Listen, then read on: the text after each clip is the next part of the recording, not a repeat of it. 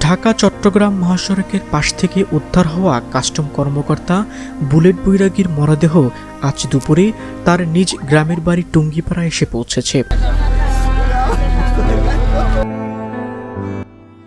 ৪১তম BCS non cadre এই কর্মকর্তার অকাল মৃত্যুতে এলাকায় শোকের মাতম চলছে।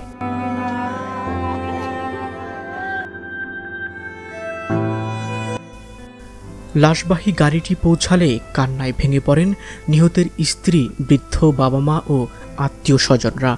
সবচেয়ে হৃদয় বিদারক দৃশ্যের অবতারণা হয় যখন বুলেটের স্ত্রী তার স্বামীর নিথর দেহ শেষবারের মতো আলিঙ্গন করেন। মাত্র ৯ মাস বয়সী শিশু সন্তানকে কোলে নিয়ে স্ত্রীর গুমরে কাঁদা উপস্থিত কাউকেই স্থির থাকতে দেয়নি।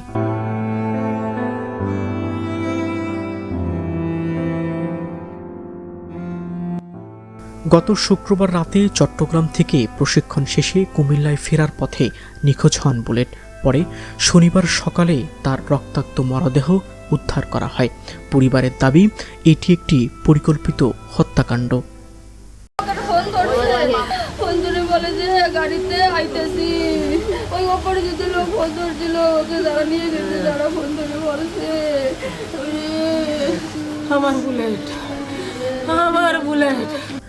নিহতের মা নীলিমা বৈরাগী জানান, রাত ২:৩০টার পর অজ্ঞাত ব্যক্তির ফোন এবং যে স্থানে নামার কথা ছিল তার থেকে ভিন্ন জায়গায় মরদেহ পাওয়া যায়।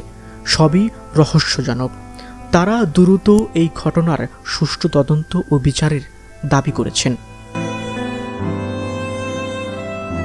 রকিবুল ইসলাম, ডেস্ক রিপোর্ট, সান টেলিভিশন।